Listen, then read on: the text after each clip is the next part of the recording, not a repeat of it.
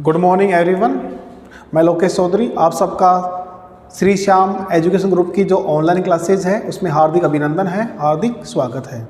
BSc part third में 5वीं unit bio inorganic chemistry है।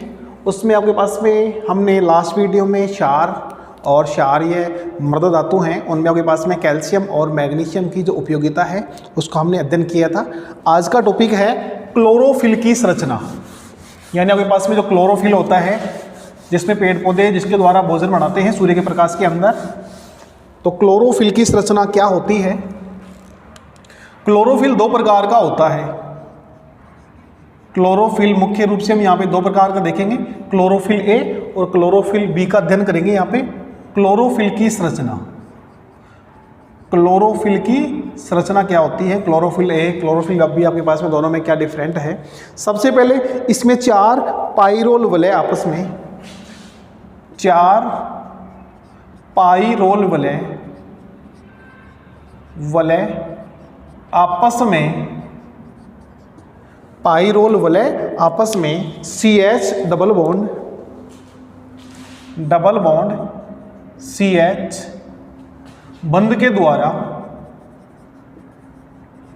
जुड़ी होती हैं तथा मैग्नीशियम आयन आपके पास में बीच में क्या रहता है, उपस्थित रहता है। ठीक है, इसके केंद्र में क्या होता है, Mg+2 आयन उपस्थित होता है तथा इनके केंद्र में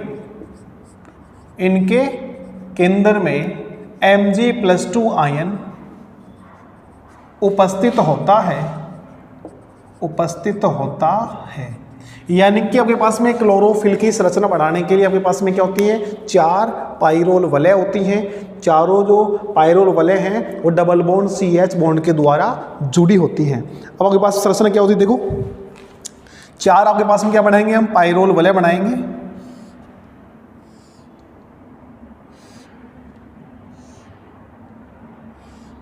एक पाइरोल वलय बन गई। यहां हमारे पास में दूसरी पाइरोल वलय,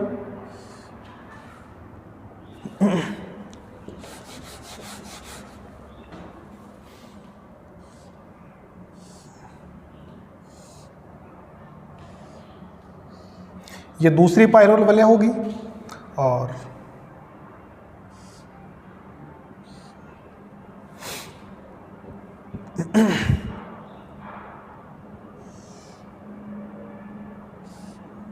ये आपके पास में तीसरी पाइरोल वलय,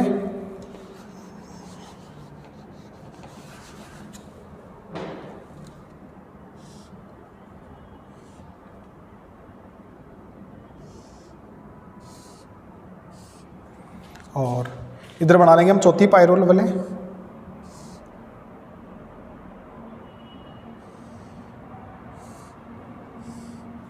ये आपके पास में 4 पाइरोल वलय हैं। इसको थोड़ा सा सही कर लेते हैं पाइरोल वलय को।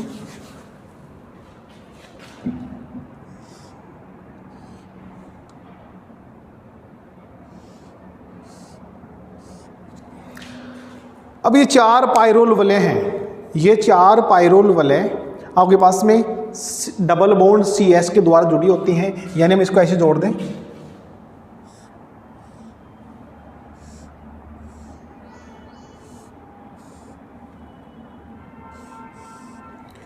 ठीक है। अब जोड़ने के बाद में हम इसमें लगाएंगे बॉन्डिंग, और बॉन्डिंग के लिए आपके पास में क्या होगा, देखो इसको थोड़ा सा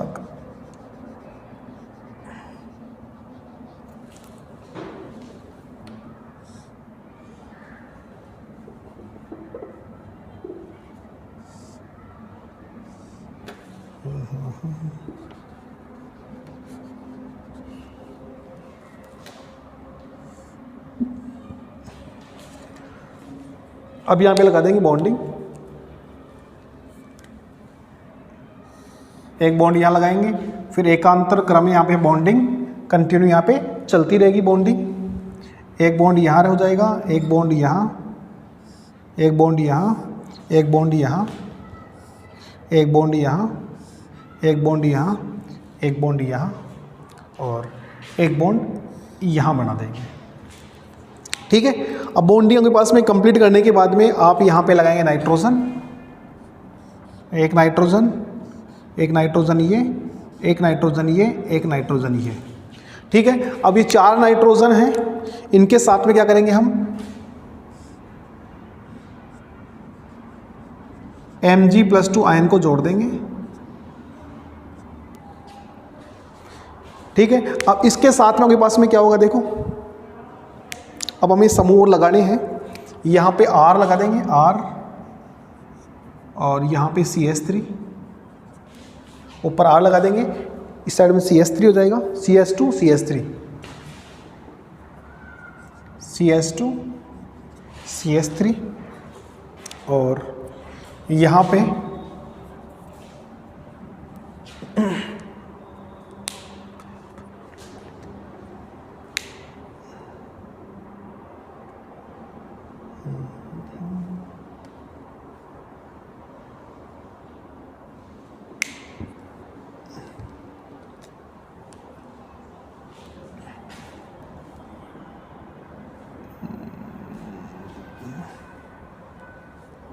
यहाँ पे जोड़ देंगे CH डबल बॉन्ड CH2, और यहाँ पे CH3,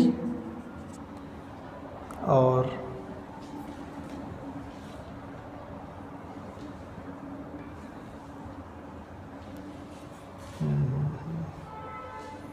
यहाँ पे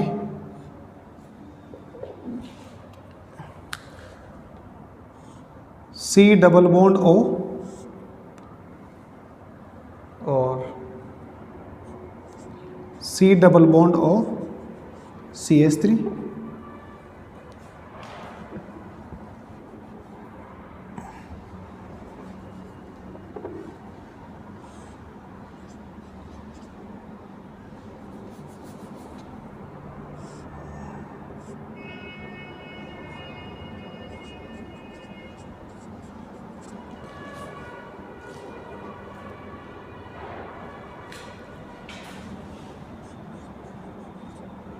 CH3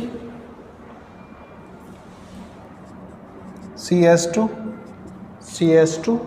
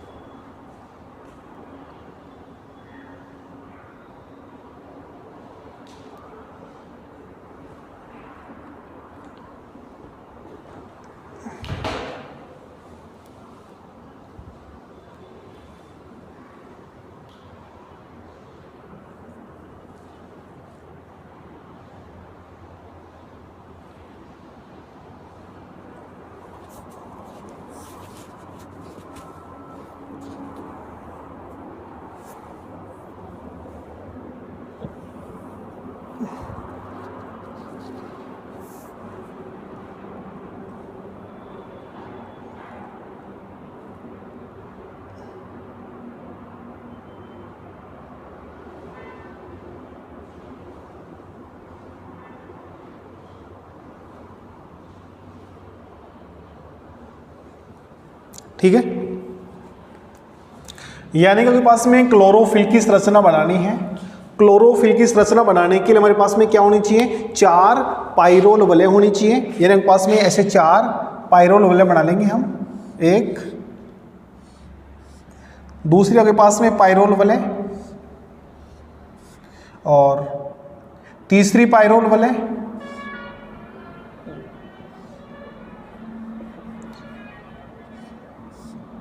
और चौथी पाइरोल वलय,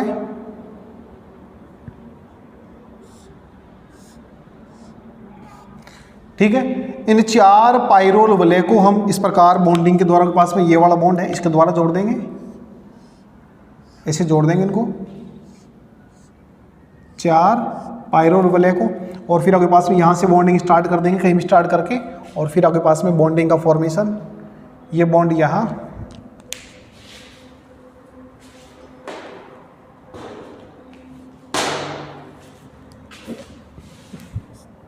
एकांतर क्रम में यहाँ पे क्या लगा देंगे, बॉन्डिंग का फॉर्मेशन कर देंगे। बीच में आपके पास में क्या होगा, यहाँ पे मैग्नीशियम आयन लगा देंगे, और यहाँ पे नाइट्रोजन नाइट्रोजन नाइट्रोजन और नाइट्रोजन, और इसको हम यहाँ पे क्या कर देंगे, ऐड कर देंगे। ठीक है, ऐड करने के बाद में आपके पास में यहाँ पे आपके पास में क्या है, R। अगर आपके पास में R बराबर CH3 हो, देखो इस रचना में R बराबर आपके पास में CH3 है, तो आपके पास में क्या होगा, क्लोरोफिल A। और यदि आपके पास में R बराबर CHO होगा, उसे हम कहेंगे क्लोरोफिल B। मतलब यहाँ आपके पास में CH3 होगा तो क्लोरोफिल A होगा। ठीक है, आपके पास में क्या है, ये क्लोरोफिल की संरचना है, ये क्लोरोफिल की संरचना, क्लोरोफिल की संरचना बनाओ, फिर दोबारा समझो इसको।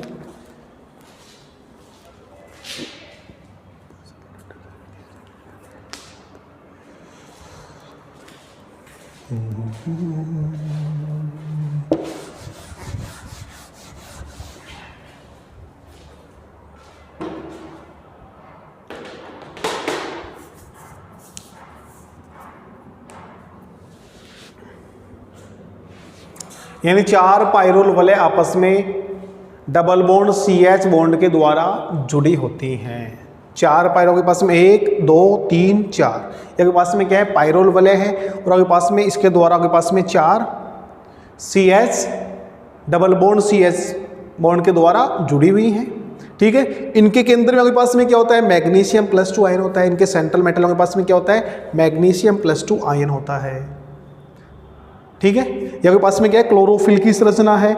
इसमें यदि आपके पास में ये जो R है, देखो यहाँ पे आपके पास में CH2 CH3 है, ये CH3 है, ये आपके पास में CH2 CH2 C double bond O C20 S39 है, और ये आपके पास में C डबल बॉन्ड O है। यह हम CH2 भी कर सकते हैं, C double bond O CH3, ये CH3 CH2 double bond CH। ठीक है, अगर आपके पास में R की जगह R बराबर इस संरचना में R बराबर CH3 हो तो क्लोरोफिल A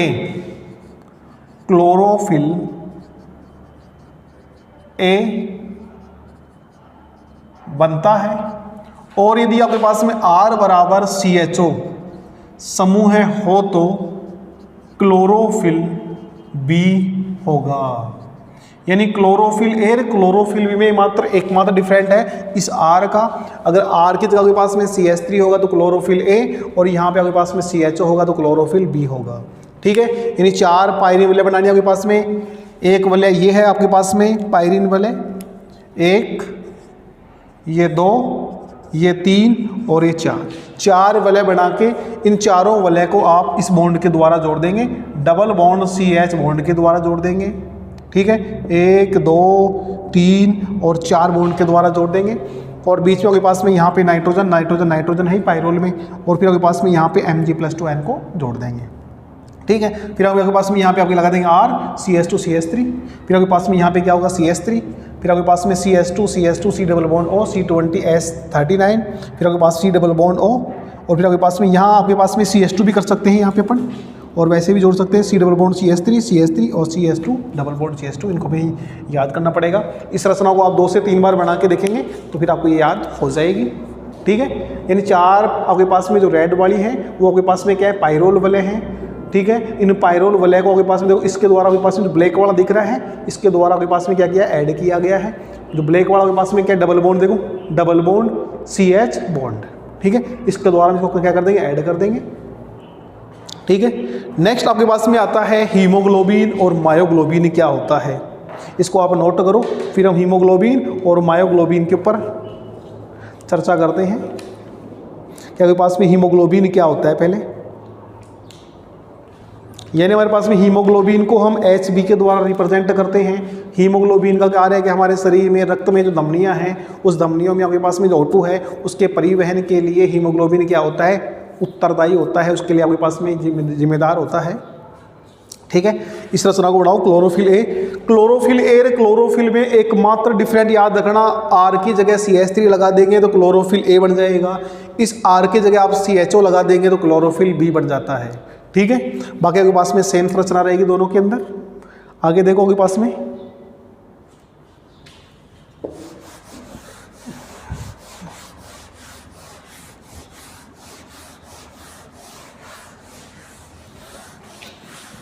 हीमोग्लोबिन और मायोग्लोबिन दो हैं। आगे आपके पास में हीमोग्लोबिन और मायोग्लोबिन। हीमोग्लोबिन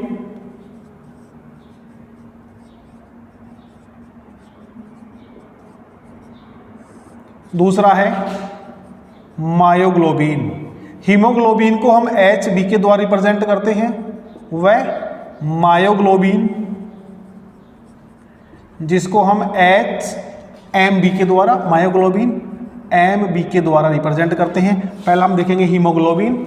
हीमोग्लोबिन का कार्य क्या है, इसकी संरचना, इसके कार्य, इसकी उपयोगिता क्या है, वो देखते हैं। सबसे पहले आपके पास में हीमोग्लोबिन का कार्य क्या है। यह प्लाज्मा में O2 का परिवहन करता है। जो हीमोग्लोबिन है, हीमोग्लोबिन को हम HB के द्वारा रिप्रेजेंट करते हैं। इसका कार्य क्या है, प्लाज्मा में O2 का परिवहन करना, O2 का परिवहन करना है। इसका मुख्य कार्य आपके पास में क्या है, ऑक्सीजन का परिवहन करना है। कहाँ पे करता है आपके पास में, ये प्लाज्मा में करता है। दूसरा आपके पास में क्या है, यह O2 को उसके स्रोत, जैसे आपके पास में फेफड़े हो, गिल हो, त्वचा हो, से मांसपेशियों में उपस्थित मायोग्लोबिन तक लेकर जाता है। यह ऑक्सीजन को उसके स्रोत जैसे अगर मानव होगा तो उसमें आपके पास में क्या होते हैं, फेफड़े होते हैं।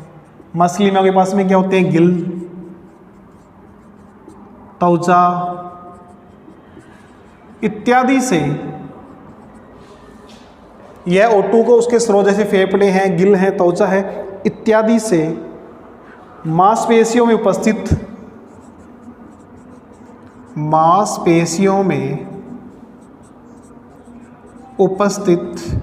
मायोग्लोबिन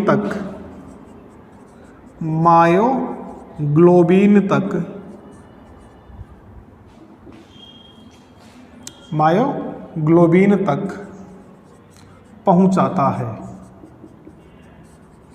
ठीक है, इसका कार्य क्या है, O2 का परिवहन करना है। O2 कहाँ से लेता है आपके पास में, जो भी आपके पास में O2 के स्रोत हैं, जैसे मानव में फेफड़े हैं, गिल हैं या त्वचा है इत्यादि के पास में। देखो जैसे आपके पास में मछली में त्वचा के द्वारा, या आपके पास में जो जीव हैं जो त्वचा के द्वारा श्वसन करते हैं, उनके द्वारा के पास O2 है, उसको वहाँ से लेके कहाँ तक लेके जाएगा, पास में जो मांसपेशियों में जो मायोग्लोबिन है वहाँ तक उसका क्या करेगा, ये परिवहन करता है।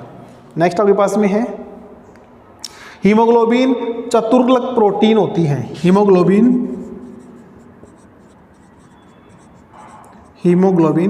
चतुर्लक प्रोटीन होती है।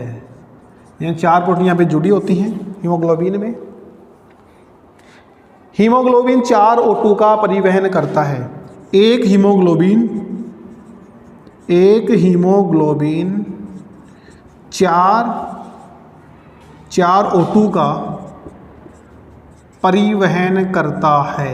यानी एक हीमोग्लोबिन 4 ऑक्सीजन का परिवहन कर सकता है। अर्थात आपके पास में हीमोग्लोबिन FO2 इनका जो अनुपात है वो आपके पास कितना होता है, 1:4। यानी एक आपके पास में हीमोग्लोबिन है वो 4 O2 का परिवहन कर सकता है। हीमोग्लोबिन RBC में पाई जाती है।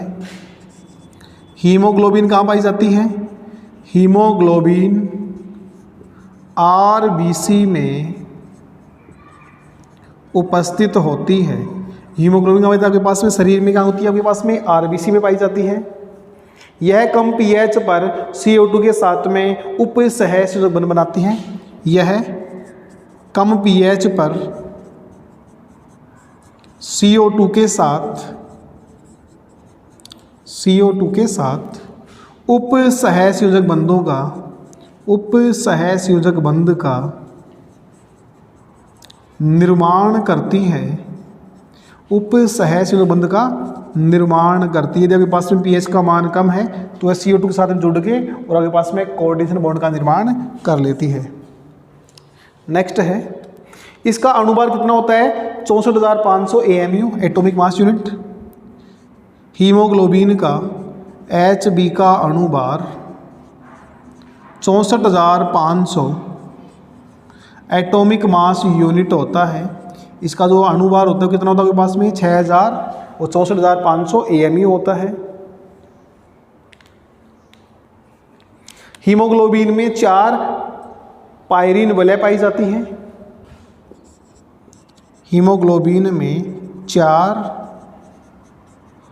पाइरोल वलय या 4 पायरीन वलय पाई जाती हैं। 4 पायरीन वलय उपस्थित होती हैं। इनको आप लिखो।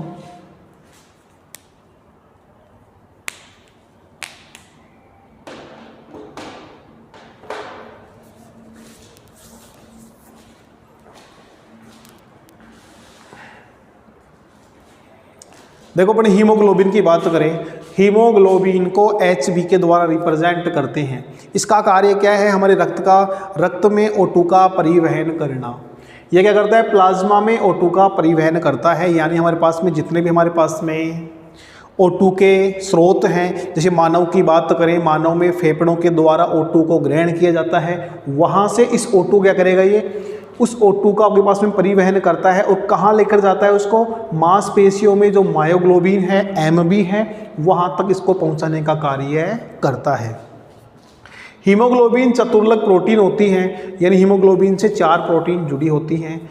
एक हीमोग्लोबिन 4 O2 का परिवहन कर सकती है, यानी एक हीमोग्लोबिन से 4 ऑक्सीजन अणु जुड़ सकते हैं। यानी एक हीमोग्लोबिन 4 ऑक्सीजन अणुओं का परिवहन कर सकता है। Fe आपके पास में क्या है? आपके पास में हीमोग्लोबिन, आपके पास में O2, इन दोनों का जो अनुपात है वो कितना होता है? 1:4 होता है। हीमोग्लोबिन हमारे शरीर में कहाँ पाई जाती है? RBC में पाई जाती है। अगर हमारे शरीर का pH कम हो या कम pH पर यह CO2 के साथ में क्या बनाता है? उपसहसंयोजक बंध का निर्माण करती है। हीमोग्लोबिन का जो अणुभार है वो 64,500 AMU, यानी हीमोग्लोबिन का जो अणुभार है वो कितना होता है? 64,500 होता है। हीमोग्लोबिन में 4 पायरीन वलय उपस्थित होती हैं। ठीक है,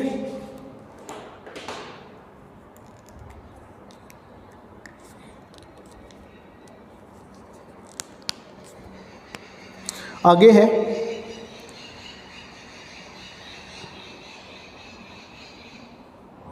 एक्स विकिरण विधि से ज्ञात होता है कि ऑक्सीजनित हीमोग्लोबिन में लवण सेतु अनुपस्थित होता है। एक्स किरण विवर्तन से, एक्स किरण विवर्तन से ज्ञात होता है कि ऑक्सीजनित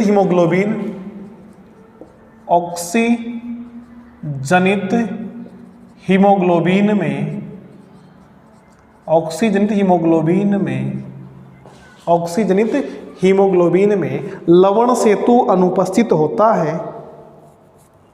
लवण सेतु क्या होता है? अनुपस्थित होता है। लवण सेतु अनुपस्थित होता है। ठीक है, आगे बात करें इसकी। आपके पास में जो हीमोग्लोबिन है, हीम व ग्लोबिन प्रोटीन से मिलकर बना होता है। हीम और ग्लोबिन प्रोटीन से। हीमोग्लोबिन हीम व ग्लोबिन प्रोटीन से मिलकर बना होता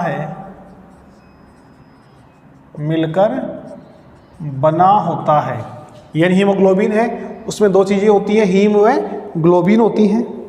ठीक है, हीमोग्लोबिन में चतुर्लक प्रोटीन होती है जिसमें 2 अल्फा व 2 बीटा पेप्टाइड बंध उपस्थित होते हैं। जो के पास में हीमोग्लोबिन है वो चतुर्लक प्रोटीन होती है जिसमें 2 अल्फा व 2 बीटा पेप्टाइड इकाइयाँ क्या होती हैं? प्रेजेंट होती हैं। इसमें आपके पास में जो अमीनो अम्ल हैं, यानी आपके पास में इसमें आपके पास में जो अमीनो अम्ल हैं, एक में होते हैं आपके पास में 2 × 141, 2 × 141 प्लस 2 × 146। इसमें क्या पाए जाते हैं? अमीनो अम्ल पाए जाते हैं। और पूरे जो एमिनो अम्ल कितने होते हैं 546 होते हैं। टोटल एमिनो अम्ल कितने होते हैं, टोटल एमिनो जो एसिड होते हैं उनकी संख्या कितनी होती है आपके पास में 546 होते हैं। लेकिन आपके पास में जो अल्फा वाला है उसमें आपके पास में 2 × 141, 2 अल्फा होते हैं, 2 बीटा होते हैं। बीटा के पास कितने होते हैं 2 × 146 और टोटल आपके पास में ये हीमोग्लोबिन के अंदर के पाई जाती है अमीनो एसिड पाई जाते हैं। और वैसे टोटल कितने होते हैं आपके पास में 546। ठीक है, इसको नोट करो आप।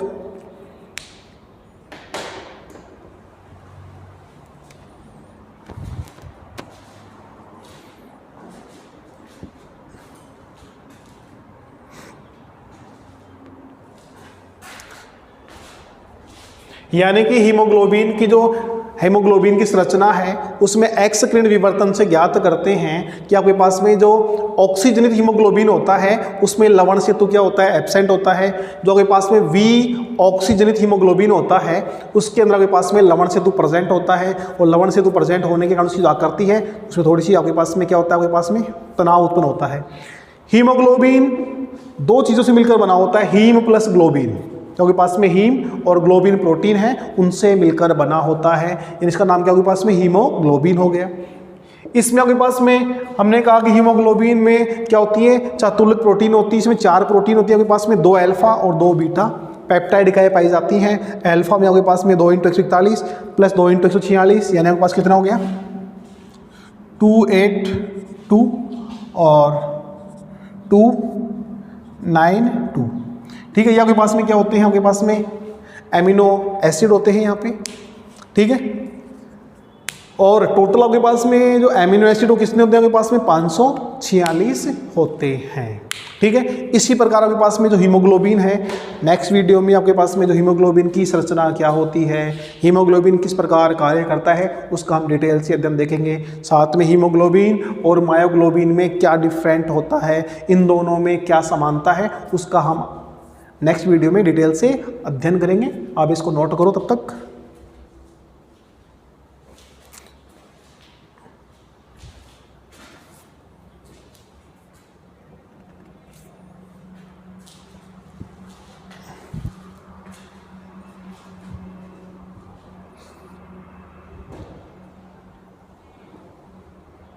एक चीज़ और है, इसमें आपके पास में जो हीमोग्लोबिन है, हीमोग्लोबिन में O2 के आंशिक दाब पर जो ग्राफ बनता है वो कैसा होता है, सिग्मोइड प्रकार का।